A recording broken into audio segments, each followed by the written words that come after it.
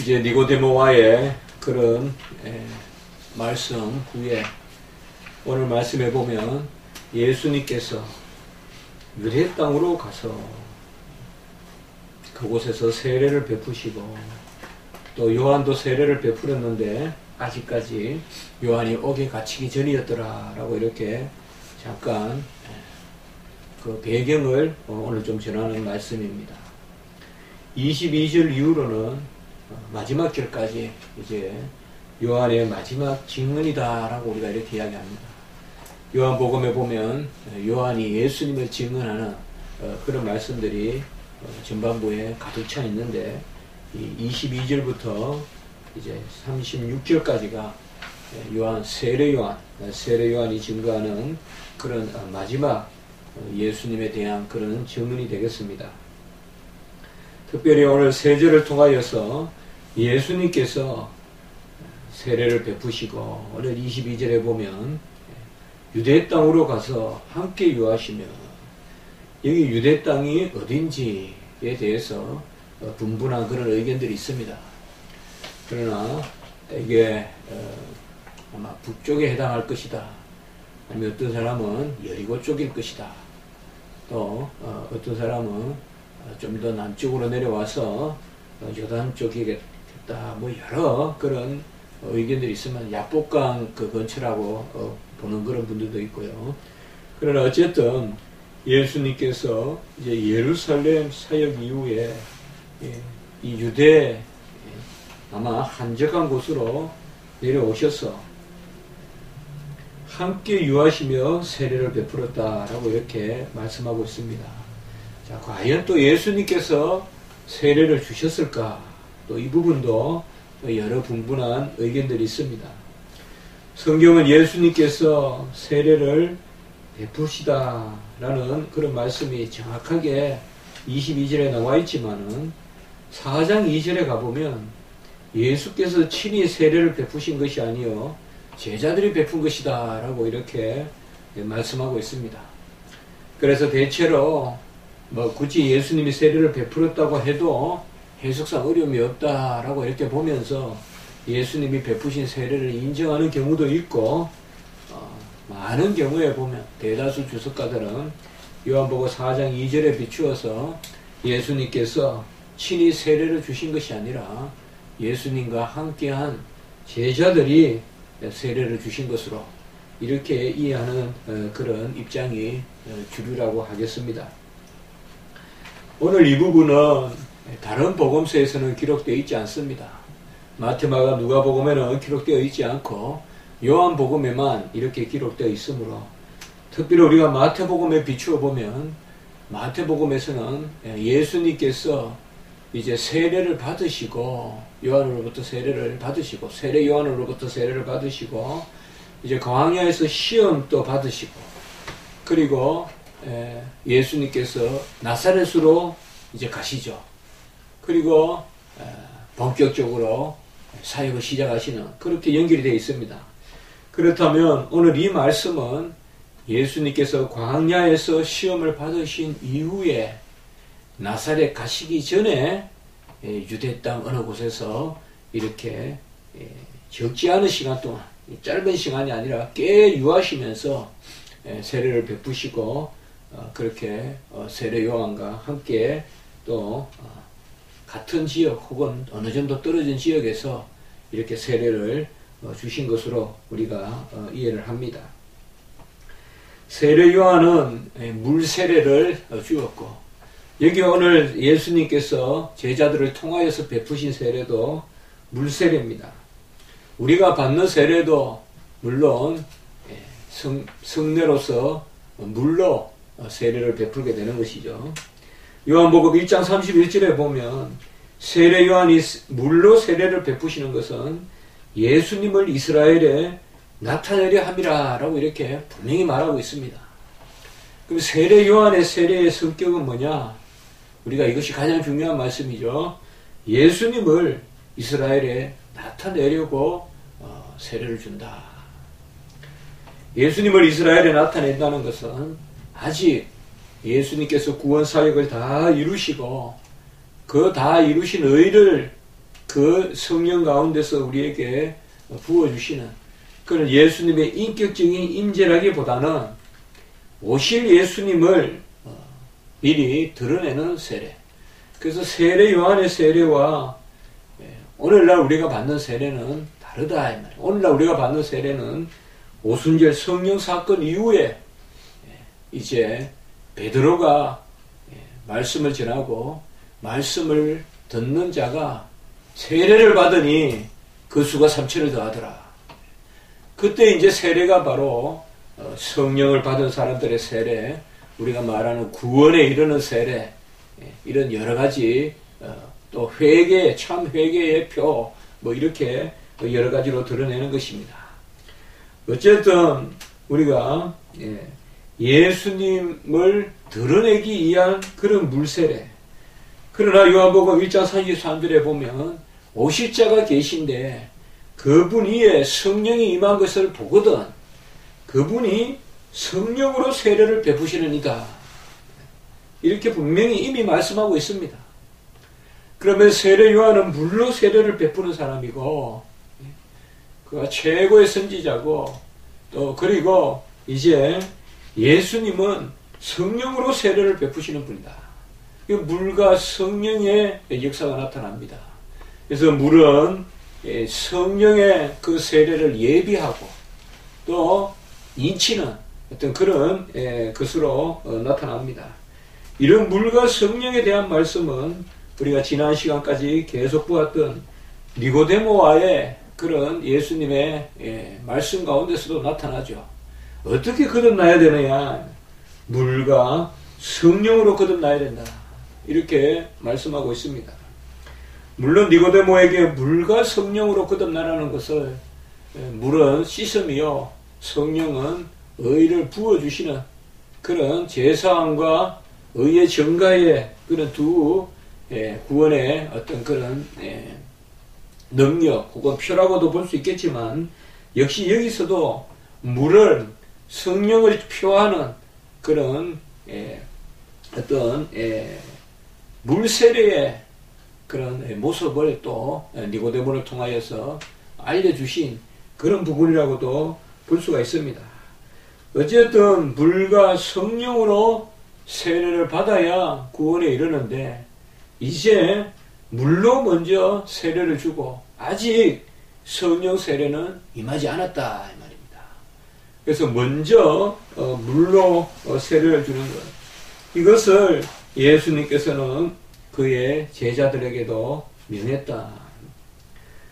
그러므로 세 가지가 있을 수 있어요. 우리가 뭐 굳이 따지지 않더라도 할례가 있고 오늘날 우리가 받는 세례가 있고 그 중간에 주님의 세례를 기다리는 세례가 있다 이 말이에요. 오실 주님을 드러내는 세례가 있다. 이건 또 할례하고는 또 달라요. 그렇기 때문에 우리가 이 세 단계로 볼 수가 있어요. 그러나 이 할례와 세례 요한의 세례, 그리고 여기서 나오는 예수님의 제자들이 베푸는 세례, 그리고 우리가 받는 세례의 본질은 다 똑같아요. 그 본질은 뭐냐? 바로 주 안에서 거듭나는 것입니다. 주 안에서 거듭나는 것을 인치는 것이요. 그 본질은 바로 로마서 6장에 보면 예수 그리스도와 함께 죽고 예수 그리스도와 함께 사는 그런 시작을 표하는, 그 시작을 인치는 그것이 바로 세례인 것입니다. 예수님께서는 이 땅에 오셔서 율법을 성취하시고 다 이루시고 우리 구원을 다 이루시고 임마누엘 또 예수의 그 이름을 성취하셨는데 정작 본인은 예수님께서는 이 땅에 오셔서 율법에 순종하셨다. 그분은 세례의 완성자신데 세례 요한의 세례를 받으셨다. 이런 것을 통하여서 우리는 주님께서 아버지에게 순종하시고 모든 너희를 다 이루신 어떤 이방의 그런 신과는 그저 하늘에서 툭 떨어져서 기적적인 어떤 권능을 하고 뭐 계시를 그냥 베풀고 이렇게 주로 종교가 진행되지만은 우리 참 종교, 참 경건, 우리 기독교는 예수님께서 친히 이 땅에 오셔서 세례도 받으시고 시험도 받으시고 율법을 다 순종하시고 우리와 동일한 삶을 사시고 그리고 죽기까지 복종하시는 이런 예수님의 본이 바로 드러나 있다. 바로 예수님께서는 친히 세례를 받으시고 또 세례를 주게 하셨지만 그 세례의 본질 혹은 세례의 실체가 뭐냐? 그분이 바로 예수님 자신이시다 이 말이에요. 우리가 좀 어려운 말을 쓴다면 세례의 진료가 누구냐? 세례의 진료는 예수 그리스도십니다. 23절에 보면 요한도 살렘 가까운 에논에서 세례를 베푸니 거기 물이 많으므로 사람들이 와서 세례를 받더라라고 이렇게 말하고 있습니다. 세례 요한도 지금 세례를 베풀고 있고 예수님의 제자들도 세례를 베풀고 있습니다. 그리고 24절에 보면 요한이 아직 옥에 갇히지 아니하였더라. 왜 이 말씀을 특별히 24절에 기록하였을까요? 이것은 이후에 이제 요한이 옥에 갇힌다는 것을 이미 바라보게 하는 말씀인가 동시에 요한이 하나님의 섭리에 따라 때가 찬 경륜을 이루는데 요한에게 있어서의 그 하나님의 사명은 뭐냐? 옥에 잡힐 때까지, 갇힐 때까지 하나님 나라를 선포하고 그리고 세례를 베푸는 일을 요한에게 하나님께서 명하셨다라는 것으로 우리가 24절을 특별히 주목해서 볼 수가 있습니다. 그래서 옥에 갇히기 전에 세례 요한을 통하여서 세례를 베풀고 그리고 예수님의 제자들도 세례를 베푸는 이런 모습을 볼 수가 있습니다. 우리가 다음 시간에 보면 다음 주에 이제 이 세례의 그런 모습들과 그리고 요한의 세례가 예수님을 드러내는 예수님을 증거하는 그런 세례라는 것 이런 것을 말씀을 통하여서 볼 수가 있습니다. 사도행전 2장 41절에 보면 오순절에 성령을 받고 제자들이 이제 세례를 베푸는 그런 모습을 또한 우리가 볼 수가 있는데 그 세례는 예수님께서 다 이루신 그 구원의 역사를 다 이루시고 그 의를 이제 인격적으로 전가해 주시는 물론 우리가 구약의 성령의 임재도 인격적입니다. 성령은 언제든 인격적으로 임재하고 구약에도 성령의 역사로 구원의 그런 은총이 베풀어지지만은 신약과 구약의 경륜의 차이는 뚜렷하게 나타나는 것입니다. 그 경륜은 신약의 경륜은 예수 그리스도께서 다 이루셔서 합했다 이 말이에요. 로마서 6장 3절에서 5절까지 보면 그의 죽음과 합하여 세례를 받은 사람은 또한 죽으심과 함께 부활에 연합한다. 이래서 세례의 성격을 뚜렷하게 나타내주고 있습니다. 예수님의 죽으심과 합하고 그와 죽으면 그와 함께 죽으면 혹은 그 안에서 죽으면 다 같은 말이겠죠. 예수와 함께 죽고 예수 안에서 죽고 예수와 함께 죽는다 그러면 우리가 좀 교만해질 수 있겠죠. 예수도 죽고 나도 죽고 마치 동등하게 죽은 것 같이. 그러나 예수와 함께 죽는 것은 예수 안에서 죽는 것이죠. 예수 안에서 죽는 것이 예수와 함께 죽는 것이죠. 예수 따로 나 따로 죽어서 예수와 함께 죽는 것이 아니라 예수 안에서 죽는 사람들. 그리하여 예수와 함께 죽는 사람. 예수도 죽고 나도 죽었는데 예수 안에서 내가 죽은 사람들은 그 죽음은 다 부활에 이르는 죽음이다. 예수 안에서 죽는 자들은 부활에 연합한다. 우리가 어떻게 죽는가가 중요하죠. 죽는 것도 쉬운 일이 아니죠.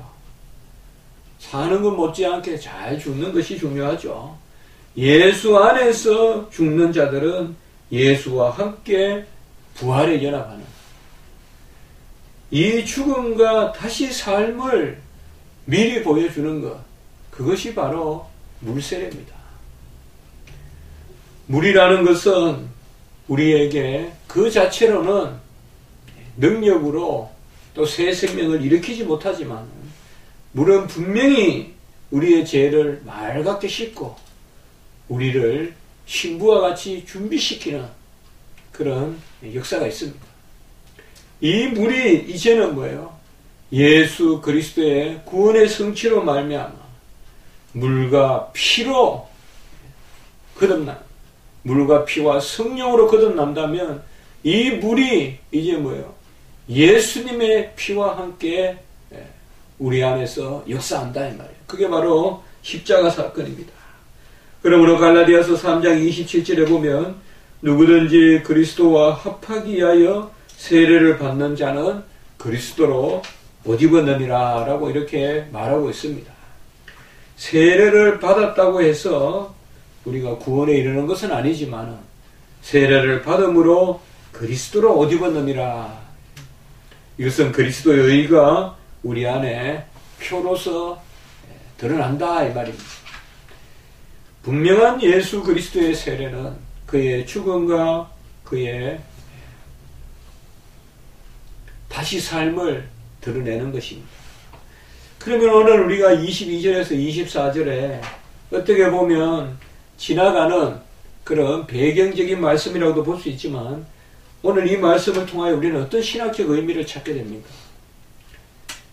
여기에서 중요한 의미를 찾게 되는 것은 예수님께서 이제 나사렛의 본격적인 공생애를 시작하시기 전에 미리 자신의 사역을 바라보시고 이 광야에서 이 유대 땅으로 어느 외진 곳으로 가셔서 세례를 베푸심으로 말미암아 그가 이루신 일을 미리 그 한중한 곳에서 드러내셨다는 것입니다. 예수님께서 세례 요한과 함께 세례를 베푸시는 이 모습은 가장 지극한 겸손을 드러내는 것입니다. 그리고 세례 요한의 일을 인정하시는 것입니다. 그리고 세례 요한의 그 사역을 이제 예수님께서 행하시고자 하시는 그 출발선상에서 바로 이 기사가 기록되어 있는 것입니다. 하나님께서는 우리 안에 일하실 때 우리가 항상 염두에 둬야 될 것은 이미 행하신 일을 인치기도 하시지만 행할 일을 인치기도 하신다는 것을 깨달아야 됩니다. 행하신 일을 인치는 것입니다. 그 오순절 성령의 사건이에요. 그러나 행할 일을 미리 인치기도 하십니다. 이것이 바로 구원에 있어서의 어떤 미래적인 그런 우리가 묵상이 필요한 것입니다. 칼빈이 특별히 미래의 묵상을 강조했는데 그 미래의 묵상이라는 것은 주님께서 살아계셔서 되어질 일을 미리 인쳐주시는 것입니다. 오늘날 몰트만이나 판넨베르가 같은 사람들은 미래의 일을 인간이 미리 바라보고 그 미래의 일을 예상하는 바대로 오늘날 우리가 살아가는 것, 그것이 부활의 의미다. 그래서 미래적 부활의 현재적 성취, 이런 말을 씁니다. 그러나 우리는 이렇게 뭔가 소망의 철학에서 나온 그런 미래에 대한 인간의 관념을 현재에 투사해서 우리가 어떤 현재는 미래의 어떤 영향권 안에 일반 역사가들로 봤을 때는 대단한 발견이라고도 볼 수 있겠죠. 그래서 소망의 철학이라거나 계속 시간이 현재로부터 미래로 흘러가는 그런 사상을 가지고 있었는데 미래가 현재의 역으로 영향을 미치는 것에 더 관심을 갖는 거죠. 그러나 우리가 그렇게 이야기할 게 없습니다. 우리는 그런 일반 역사적 관점을 갖지 않더라도 가장 고상한 성경적 가르침이 있으니 그것은 바로 주님께서 우리에게 인치시는 그 역사입니다. 주님께서는 되어진 일을 우리에게 인치십니다. 그건 기념하라고 하십니다. 그건 분명한 기념입니다.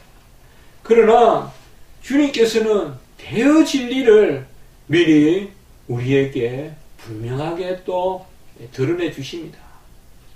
그것이 예언이요, 그것이 주님께서 이 땅에 오셔서 3번 동안 순환을 예언하시고 부활도 예언하시고, 그리고 오늘 여기에 말씀해 보면 바로 세례를 베푸시는 이런 말씀을 통하여서 세례 요한의 세례와 예수님의 제자들과 함께 베푸신,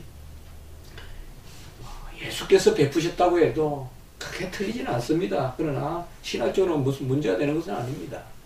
그러나 우리가 4장 2절에 비추어서 아까 말씀드렸듯이 제자들이 그 세례를 베풀었다, 이런 말씀을 통하여서 우리는 자상하신 우리 하나님의 역사, 미리 우리에게 놀라지 않도록 알려주시는 역사. 우리가 새 집에 이사가서 집에 들어갈 때 집에 있는 마리아가 혼자 있으면 놀랄까봐 문을 열면 또 누가 들어왔나, 또 순간 놀래잖아요. 먼저 핸드폰으로 집 안에서, 집 앞에서 전화를 해주고 아빠 들어간다, 엄마 들어간다 하면 문을 열 때 안 놀라죠. 분명히 보면 새 집에 있으면 문을 덜컥 열면 놀라거든요. 아이는 순간 누가 왔을까 하면 순간 방으로 싹 숨는단 말이에요. 우리 주님께서는 이렇듯이 미래에 되어질 일을 미리 우리에게 빛으로 알려주십니다. 우리가 주님 앞에 기도할 것은 주의 얼굴을 우리에게 향하여 드사 그의 얼굴의 빛을 비추사, 지난주에 우리가 설교에 말씀했지만 미리 우리가 갈 길을 알려주시고 주의 비밀을 우리에게 알려주시고 우리가 흩어나는데 마음 쏟지 않고 주님이 알려주신 대로 집중하여 봉사할 수 있도록 내 젊음을, 내 시간을, 내 인생을 흩어나는데 결국은 집에 돌아올 거 괜히 탕자같이 방황하지 말고, 그것도 우리가 은혜란 말이에요. 그것도 기도해야 된단 말이에요. 주님, 저에게 미리 알려주십시오. 이 미리 알려주시는 은혜, 이것이 참 큽니다. 그리하여 신실한 하나님을 드러내시고 예언하신 말씀을, 구약의 예언을 신약에 이루시고 예수님은 자신의 예언을 자신이 이루시고 여기에서 우리에게 신실함을 드러내시고 또 성도가 말씀으로 확신하게 하시고, 이런 것이 바로 다 계시의 역사다 이 말이에요. 1.1핵이라도 처음과 끝이 다르시지 아니하신 우리 하나님께서 이 땅에 예수님을 보내주시고 예수님이 세례를 베푸시는 이 모습을 통하여 오늘 말씀을 비추어 우리가 기도할 것은, 하나님 아버지, 우리에게도 이러한 되어진 일에 대한 하나님의 인치심과 되어질 일에 대한 우리 심령 가운데서의 인치심, 물론 되어질 일에 대한 인치심은 그 자체로 아직까지 되어진 일에 대한 인치심과는 다릅니다. 그래서 세례 요한의 세례가 지금 우리가 받는 세례와 동일한 능력은 아닙니다. 그러나 세례 요한의 세례도 분명한 은혜의 수단이었다는 것을 우리가 기억해야 됩니다. 이것이 세례 요한의 세례에 대한 신학적인 설명이 아닌가라고 저는 생각해 보는 것입니다. 한번 기도드리겠습니다. 하나님 아버지, 감사함을 드립니다. 주님 그저 전능하시고 모든 것을 주님의 뜻대로 행하심으로 항상 결과만을 알려주시고 우리의 모든 사전적인 것은 오히려 닫아주실 수도 있지만 많은 경우에 미리 이렇게 알려주심으로 우리가 하나님의 신실함을 바라보게 하시고 미리 행할 일들을 예언하시고 알려주시고 또 행하심으로, 이루심으로 우리가 하나님을 더욱 영화롭게 찬양하게 하심을 감사합니다. 하나님 아버지, 우리가 받는 세례도 귀하고 예수 그리스도 안에서의 구원도 귀한데 세례 요한과 예수님의 제자들을 통하여서 미리 세례를 베푸심으로 이제 아버지여 예수 그리스도께서 나사렛에서 행할 그 구원의 일을 미리 우리가 바라보게 하심을 감사를 드립니다. 하나님 아버지, 우리는 보이지 않고 잡히지 않지만 미리 알려주시는 주님의 은혜를 간구합니다. 우리가 주의 종들로서 마땅히 무엇을 해야 되고 무엇을 준비해야 되고 무엇을 집중해야 되고 무엇에 땀을 흘리며 노력을 해야 되고 무엇으로 우리가 아버지여 잠을 줄이고 열심히 일어나 깨어서 기도하고 힘써야 될지 하나님께서 그 빛으로 그 얼굴을 향하여서 알려주심으로 우리가 허탄한데 마음 쏟거나 아버지의 시간 빼앗기지 아니하고 집중할 수 있도록 주님 도우시고 인도하여 주시옵소서.